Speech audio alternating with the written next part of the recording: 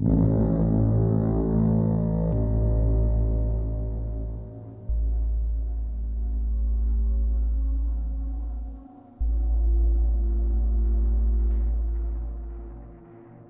the end of Game of Thrones, the fandom has been aflame with their arguments for and against Queen Daenerys Targaryen's turn to madness when she burned King's Landing.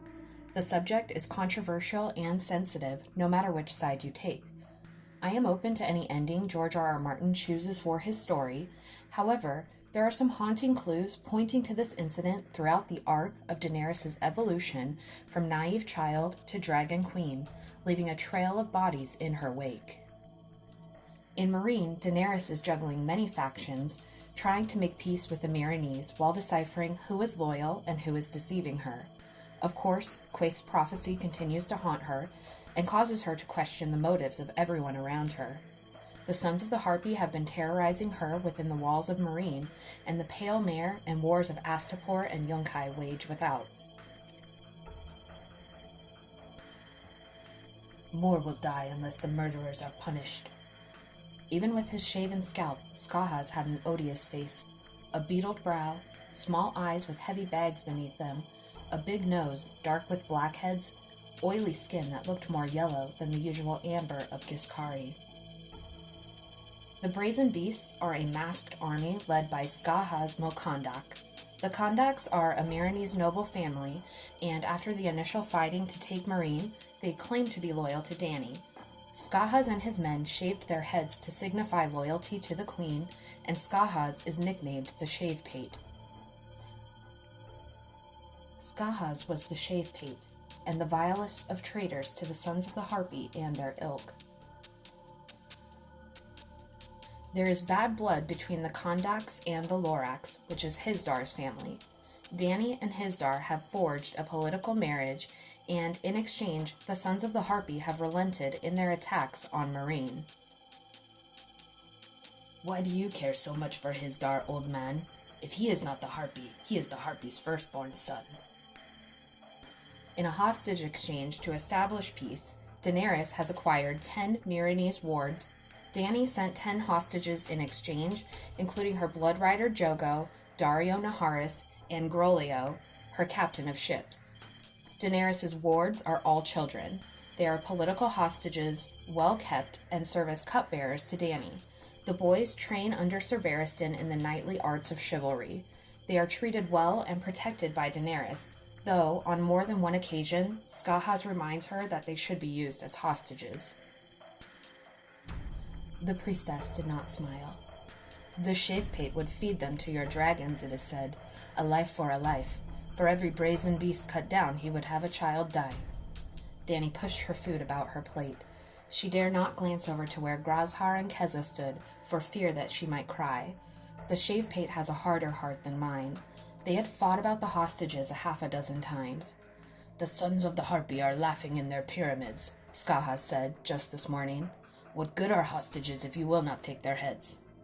In his eyes, she was only a weak woman. Hosea was enough. What good is peace if it must be purchased with the blood of little children? These murders are not their doing, Dany told the Green Grace feebly. I am no butcher queen. The Brazen Beasts work along with the Unsullied within the city walls against the Sons of the Harpy. Skahaz believes that Hizdar Zolorak is the leader of the Sons of the Harpy. He repeatedly recommends Daenerys kill the cupbearers in retaliation for their killings, but Dany refuses time and again. She has grown fond of the children, and it is not her desired method of rule. When Daenerys agrees to marry Hizdar, she also agrees to reopen the fighting pits to appease the gods of Old Geese with their blood sacrifice, though she really does not want to. It is your cause I find wanting, not your courtesies. I've heard your arguments so often I could plead your case myself. Shall I? Dany leaned forward. The fighting pits have been a part of Meereen since the city was founded. The combats are profoundly religious in nature, a blood sacrifice to the gods of Geese. The mortal art of Geese is not mere butchery, but a display of courage, skill, and strength most pleasing to your gods. Victorious fighters are pampered and acclaimed, and the slain are honored and remembered. By reopening the pits, I would show the people of Meereen that I respect their ways and customs. The sons of the harpy most often kill adults. Their victims include unsullied, brazen beasts, and freedmen. They are calculated in their killing, only working at night and leaving a harpy painted in blood over the victim's body. According to Zarazoandaxis, as far as Karth he has heard they offer wealth, glory, and 100 slave girls to anyone to slay the Dragon Queen. Let's take a moment to explore the harpy and what it represents. The harpy has been the symbol of Slaver's Bay since the days of Old Geese.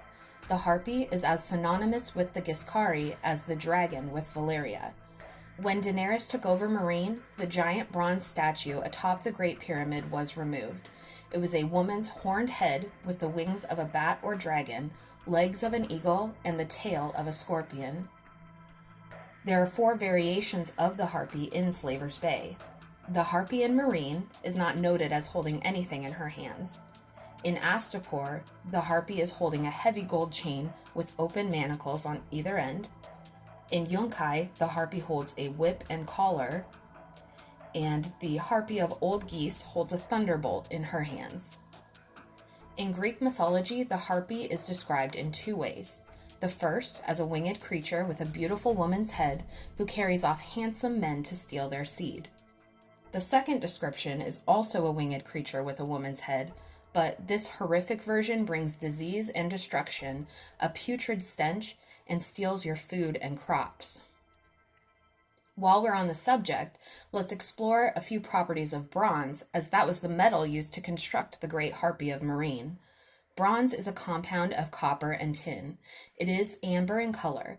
It is molecularly similar to brass, but hardier and has a higher melting point. It is commonly used to cast bronze sculptures and to construct bells. After Dany flies away on Drogon, King Hisdar removes all of her counselors from his inner council. He removes Skahaz as commander of the Brazen Beast and replaces him with his own cousin. He offers Skahaz the position of Warden of the River, but he declines this and takes himself home to the Pyramid of Kondak, supposedly. Who told you he wants words with me? A Brazen Beast. He wore an owl mask. He wore an owl mask when he spoke to you. By now he could be a jackal, a tiger, a sloth. Sir Barristan had hated the masks from the start, and never more than now. Honest men should never need to hide their faces. And the shave pate.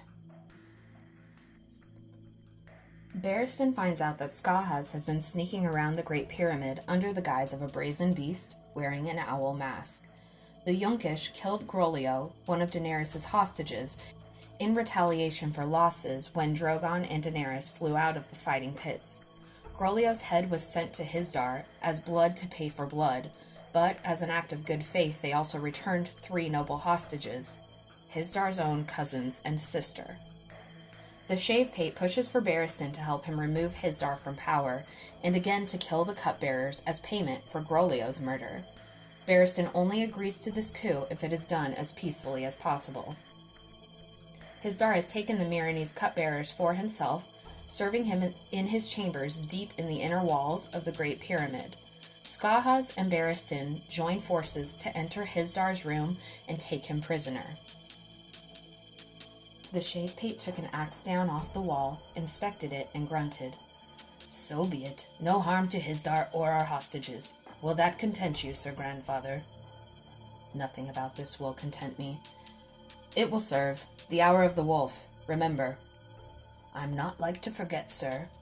Though the bat's brass mouth did not move, Sir Barristan could sense the grin beneath the mask. Long has Kondak waited for this night. After Hisdar is taken, the killings by the Sons of the Harpy resume, and at a substantially higher rate. They have now added killing children to the mix, with the child of the confectioner forced to make the poison locusts meant for Queen Daenerys. Her body was delivered back to her father in 9 pieces for every year of her life. 9 and 20? That was far worse than he could have ever imagined. The Sons of the Harpy had resumed their shadow war 2 days ago. 3 murders the first night, 9 the second. But to go from 9 to 9 and 20 in a single night. The count will pass 30 before midday. Why do you look so gray, old man? What did you expect? The Harpy want Hisdar free, so he has sent his sons back into the streets with knives in hand. The dead are all freedmen in shave pates, as before. One was mine, a brazen beast. The sign of the Harpy was left beside the bodies, chalked on the pavement or scratched into the wall. There were messages as well. Dragons must die, they wrote, and Hargaz the hero. Death to Daenerys was seen as well, before the rains washed away the words. Is Skahaz serving his own ends? Is he even telling the truth? Daenerys and Barristan were being fed information from Skahaz, but where was that information coming from? The huge jump in murders in one night would serve to inflame his men enough to support his actions in killing the hostages of the noble families. Only Barristan is keeping him from killing the cupbearers as he is trying to uphold Daenerys' wishes. He refuses to believe that she is dead. Skahaz chuckled. You are a stubborn old man. Your sweet-faced boys will only grow up to be sons of the Harpy. Kill them now or kill them then. I don't believe Skahaz finds joy in killing children, but he has hostages and a goal in mind, to make the sons of the Harpy and those who serve them the villains, and to take over as head Meereenese noble. The cupbearers are a means to an end, a message to convey. He has been playing the long game to put himself into a position of power. He hates Hisdar, and given the opportunity to remove him, he takes it. The hostages again. He would kill them, every one, if I allowed it. If he can get Barristan out of the way, Skahaz may be in a position to take over the city. He isn't concerned with the fate of the exchanged hostages. Daario and Jogo mean very little to him. The only person left to contend with would be Daenerys herself, if she were to return, which he does not really believe will happen. Skahaz has been playing the long game, and he's done a damn good job so far. Above, the gatehouse battlements were crowded with men in patchwork cloaks and brazen masks. The Shavepate had sent his brazen beasts onto the city walls to free up the Unsullied to take the field. Should the battle be lost, it would be up to Skahaz and his men to hold Meereen against the Yunkai, until such a time as Queen Daenerys could return. I want to take a moment to explore another metal very present in this storyline, brass. It is remarkable that Daenerys, in particular, is associated with brass throughout the entirety of A Song of Ice and Fire. Brass is made of a compound of copper and zinc. It is yellow-gold in color and has a low melting point of around 900 degrees Celsius. In A Clash of Kings, there is a scene of a brass merchant groveling to give a fine brass platter to the queen while they are in Qarth. 8 honors, he cried. My wives will beat me and call me a fool, but I am a helpless child in your hands. Come, 8. That is less than it is worth. What do I need with dull brass when Zarozo Daxos feeds me off of plates of gold? Pay him before he kills himself, Dany told Ser Jorah, wondering what she was going to do with such a huge brass platter. A bit old for such, aren't you? Ser Jorah had shouldered his way to her side, holding the brass platter awkwardly under his arm. In A Storm of Swords, Daenerys pays for her unsullied army and untrained green boys with an array of goods from Qarth, including a great brass gong and hammer. In A Dance with Dragons, the main storyline consists of her brass-masked, brazen beasts contending with the Sons of the Harpy, loyal to their bronze-cast matriarch. The brazen beasts wear brass masks in the likeness of various animal faces. They conceal their identity to keep hidden from the eyes of the Sons of the Harpy, who have pledged to kill any man loyal to the queen.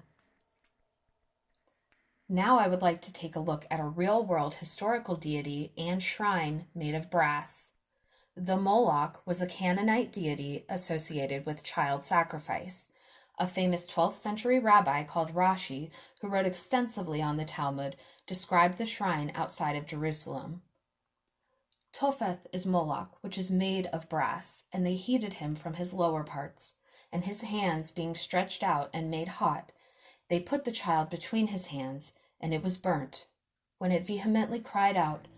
But the priests beat a drum, that the father might not hear the voice of his son, and his heart might not be moved. Yahweh banished Moloch and child sacrifice from inside the walls of Jerusalem, so his worship was done by sinners and sodomites in the valley outside of the city walls. It rings similar to the lessons of Sodom and Gomorrah. The brass-constructed Moloch is described as having a man's body with a bull's head, but there are other variations of this deity as well. A mask can hide many things, Your Grace. Is the man behind the owl mask the same man who guarded you yesterday and the day before? How can we know? How should Marine ever come to trust my brazen beasts if I do not? There are good, brave men beneath those masks. I put my life into their hands. Danny smiled for him. The Bohemian Grove is a privately owned property in Northern California, which is used by the upper echelon of politicians, businessmen, and the elite. It is a male-only club. The secrecy of this place, of those who visit, and the knowledge of their questionable ceremonies that seem strangely similar to sacrifice have led many to speculate on the real happenings of the Grove. Private meetings are held there, including a yearly retreat for high-profile politicians. This includes an annual ceremony called the Cremation of Care, which is a faux sacrifice of their cares, aka a child-shaped bundle of tinder, which they feed to the flames surrounding a giant owl statue. The Moloch being described as having a bull's head is another link to the brazen beasts, as well as the owl of Bohemia being linked to Skahaz and the mask he uses to conceal his face while he infiltrates the Great Pyramid. But if this still seems like a bit of a stretch to you, consider this. I'll be the bull, Arch announced. When Quentin Martell and company decide to claim a dragon, they disguise themselves as the brazen beast to gain entry down to the dragon pit where Viserion and Rhaegal are chained up. One of his companions, Archibald Ironwood, is a huge, strong man known for wielding a great war hammer. He uses the hammer to break down the iron lock on the doors to the dragon pit. Archibald Ironwood grasped the iron doors and pulled them apart. Their rusted hinges let out a pair of screams for all those who might have slept through the breaking of the lock. A wash of sudden heat assaulted them, heavy with the odors of ash, brimstone, and burnt meat. Quentin tries to claim one of the dragons, but, as we know, it does not work out in his favor. He is torched by Rhaegal, and when they are discovered, his charred body lay in the burned hands of his friend Arch, the one who wore the bull's mask. The dragons escape the pit and are unleashed upon Meereen. There is so much blatant symbolism in this scene, it is practically screaming in our faces. The strong man's body, the brass bull's head, the burned hands, the sounds of screams, the fire from the dragons, and the charred body of a firstborn son. It is the Moloch painted to life and a primer for the bigger picture of Daenerys and her dragons. The brass was polished to a high sheen. Dany could see her face in it. In the Winds of Winter, we are given a glimpse into the start of the Battle of Fire. Dead bodies, rotting and diseased with the pale mare, are being catapulted over the city walls, and the fear is palpable. Sir Barristan is leading many green boys into battle. What can we expect to happen? Skahaz is manning the inner walls and is the final defense. After all he's been preparing for, I believe this is his chance, his moment to seize Meereen and take what he's been planning for. He will also take the opportunity to drive that message home with the one thing he's been advocating for time and time again, killing the noble cupbearers. There are symbolic similarities and hints tying Skahaz to Brass, the Moloch, and his emphasis on killing children. His skin color is more yellow, like Brass, than the normal amber of the Giscari. His own army are brass-masked warriors. The owl mask he wears ties to the owl of Bohemia. Skahaz seemingly serves himself and his house, trying to put them in a position of power by any means necessary. "You know our plan of attack," the White Knight said, when the captains were gathered around him. "We will hit them first with our horse, as soon as the gate is open. Ride hard and fast, straight at the slave soldiers. When their legions form up, sweep around them. Take them from behind or from the flank, but do not try their spears. Remember your objectives." If Skahaz and his men are the army left inside the city to defend it, will we see a betrayal? Are we going to see the city gates close behind the Queen's soldiers and cut them off?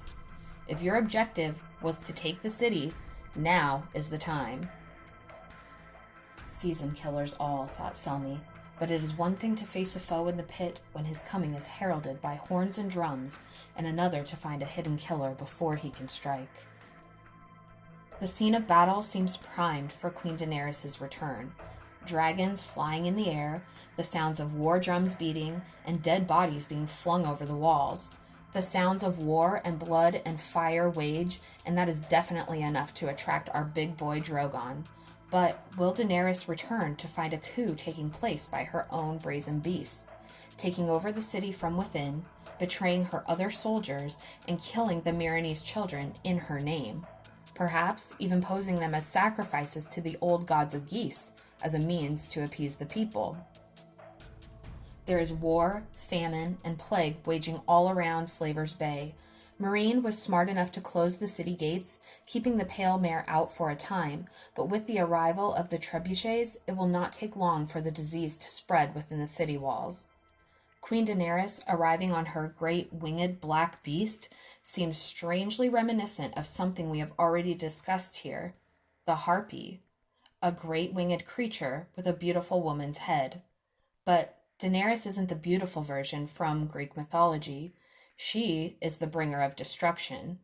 To the whole of Slaver's Bay, she and her dragons were a harbinger of famine, plague, and war. They even bring a foul odor in their wake. Though many of those things were not her direct doing, they were in the aftermath of her conquest and now drag themselves to the walls of Meereen for a reckoning. What have I done, she thought, huddled in her empty bed. I have waited so long for him to come back, and I send him away. He would make a monster of me, she whispered, a butcher queen. But then she thought of Drogon far away, and the dragons in the pit. There is blood on my hands, too, and on my heart. We are not so different, Daario and I. We are both monsters. Dany very likely will return to a betrayal by her own army amidst the carnage. If Daenerys finds that the brazen beasts have claimed her city, betrayed her other armies, and killed the cupbearers, all while claiming loyalty to the queen and doing those things in her name, Daenerys will find herself in a very emotionally overwhelming situation. We must remember, Dany is blood of the dragon, and time again, she told Skahaz no over this very thing. Mercy, Dany thought. They will have the dragon's mercy. Skahaz, I have changed my mind. Question the man sharply. I could question the daughter sharply whilst the father looks on. That will wring some names from him. Do as you think best, but bring me names. Her fury was a fire in her belly. I will have no more unsullied slaughtered. Grey Worm, pull your men back to their barracks. Henceforth, let them guard my walls and gates in person. From this day it shall be for the Myronese to keep the peace in Meereen. We cannot sit here and pretend that there has not been foreshadowing to Daenerys using fire and blood to take what is hers. She has been tempered by fire, gone from brass to bronze, hardened by the heat and her experiences. After a betrayal by her men that likely cost many lives, to the loss of 10 noble children she was responsible for, to her own children, the freedmen of Slaver's Bay, she will be pushed to her limit.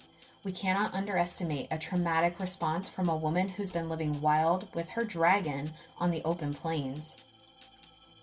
It is said that the Yunkai have ringed the city about with scorpions to loose iron bolts at the sky should Drogon return.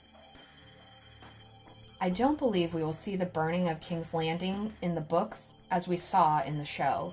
However, I do believe we may see that scene in Meereen instead.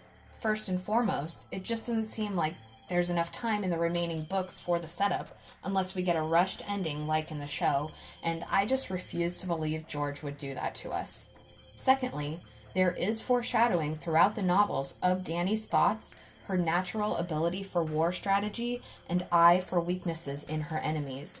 She is no fool, and she has a dragon for a weapon. Those who test her are asking for her wrath, and she will oblige. You speak of sacking cities. Answer me this, sir. Why have the Dothraki never sacked this city? She pointed. Look at the walls. You can see where they've begun to crumble. There and there. Do you see any guards on those towers? I don't. Are they hiding, sir? I saw these sons of the Harpy today, all their proud, high-born warriors. They dressed in linen skirts, and the fiercest thing about them was their hair. Even a modest Khalasar could crack this astapor like a nut and spill out the rotted meat inside. So tell me, why is that ugly harpy not sitting beside the God's Way in Vase Dothrak amongst the other stolen gods? You have a dragon's eye, Khaleesi. That's plain to see. If it came down to the treacherous brazen beasts versus the sons of the Harpy within the walls of Meereen, would Dany simply torch everyone? Or could she possibly switch sides?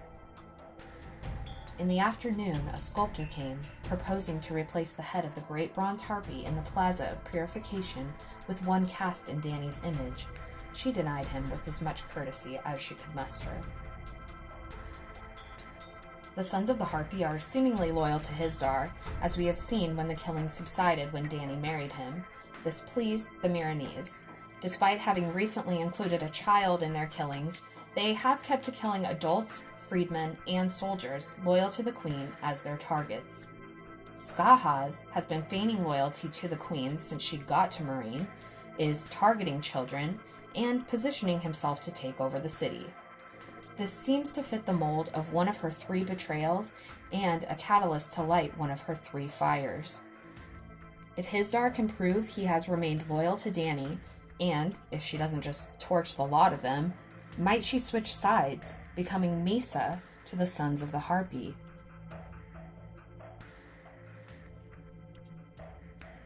She was the blood of the dragon. She could kill the Sons of the Harpy, and the Sons of the Sons, and the Sons of the Sons of the Sons. But a dragon could never feed a hungry child, nor help a dying woman's pain. And who would ever dare to love a dragon? We are an old people. Ancestors are important to us. Wed Hisdar zo Lorak and make a son with him, a son whose father is the harpy, whose mother is the dragon. In him the prophecy shall be fulfilled, and your enemies will melt away like snow. Drogon hunted far afield, but when he was sated, he liked to bask in the sun at the apex of the Great Pyramid, where once the Harpy of Meereen had stood. Of course, this would not be Dany's ideal choice, but in the light of betrayal, war, and unable to find a familiar face, we will see a similar scene to that which pushed Dany over the edge in Westeros on the show. Barristan very likely could be killed in the fighting, especially if he finds himself trapped on the wrong side of the walls. Even more pressing, Missandei is still living inside the Queen's chambers at the top of the Great Pyramid, but where will she be during the fighting? Could we possibly see such horrors as Skahaz, including Missandei with the other cupbearers? Or, even more damaging to Dany's psyche, what if she were killed in the fighting? If Dany were to tear down the pyramids, like many buildings in King's Landing on the show, thousands would lose their lives. What if she unknowingly killed Missandei in the destruction? But it was not the plains Dany saw then. It was King's Landing and the great red keep that Aegon the Conqueror had built. It was Dragonstone where she had been born. In her mind's eye, they with 1,000 lights, a fire blazing in every window. In her mind's eye, all the doors were red. Much like the transformation of brass to bronze, Dany has been tempered by heat and is stronger and harder than before. She has gone from brazen beast to potentially Misa of Harpies, a beautiful and terrifying winged creature, and the new Harpy of Meereen. In Daenerys' defense, by scourging the land with fire, there will be some benefits. She will clear war from the land. She will cleanse the pale mare from the ground by ridding the area of diseased corpses. She may potentially purify the nearby water by boiling it, and with ash from the aftermath. Ash will also fertilize the ground soil if it has not been salted by their enemies. Perhaps, as the Harpy of Meereen, she is a symbol of hope and renewal in some regard. But she wants to leave. She still wants to take the Iron Throne in Westeros. The slavers will find some way to blame Daenerys for that as well, Sir Barristan thought bitterly. There are already so many rumors about Queen Daenerys swirling from Slaver's Bay to Karth to Volantis and further. Barristan sent Quentyn Martell's companions over to the Windblown, and they will bear witness to the carnage. Tyrion and Jorah are with the Second Sons in the war camp outside the city walls. Victarion is sailing into Slaver's Bay. The rumor of dragons is still far-fetched to Westeros, but the arrival of Fagon will bring further word and proof that there are still Targaryens, and therefore the looming fear of dragons they are associated with. Let it be fear. We have been primed for a Dance of the Dragons 2.0 in Westeros time and time again, from the Rogue Prince to the Princess and the Queen to Fire and Blood. We will see this war again, and it will be between Fagon and Dany, but I think a huge proponent of this will be the trauma and subsequent aftermath that will create a well-rounded tale of Mad Queen Daenerys and her burning of Slaver's Bay, the slaughter of nobles, and her dragon gorging on the flesh of children. Adding this to the existing rumors, Daenerys will be painted as her father's daughter, and by the time she arrives to Westeros, she will be feared, as she was in the show. We were taught way back in A Game of Thrones, Jon 1, "Never forget what you are, for surely the world will not. Make it your strength, then it can never be your weakness. Armor yourself in it, and it can never be used to hurt you." Daenerys' only chance of saving grace may be her participation in the Long Night if her dragons are able to save the realm. But, as we saw in the show, even that didn't buy the love of the people. They still had fear. Daenerys has been set up throughout the story to go mad. It is not a defect on her part. It is her story arc and character development. This was never going to be a happily ever after story of the Dragon Queen and Winter King. They are both too powerful in their own rights. I am not anti-Daenerys, as I'm sure this will be taken as. I am simply observing the balance of magic within this story. Those who can wield magic have no guidance, no one to teach them error. They must learn from their own experiences, good and bad, and that is both the power and price of wielding magic. There is a give and take, and if you fly too close to the sun, you will burn. In the follow-up to this, we will explore the price of magic and the key to its power. Don't worry, it includes the Starks and the price they pay as well. And if you want to ensure that I am not anti-Dany, please check out my other videos on the Grey Plague of House Stark. I'm anti-everyone, so it's fine. Thank you so much for watching, and we'll see you next time. Valor Margulis.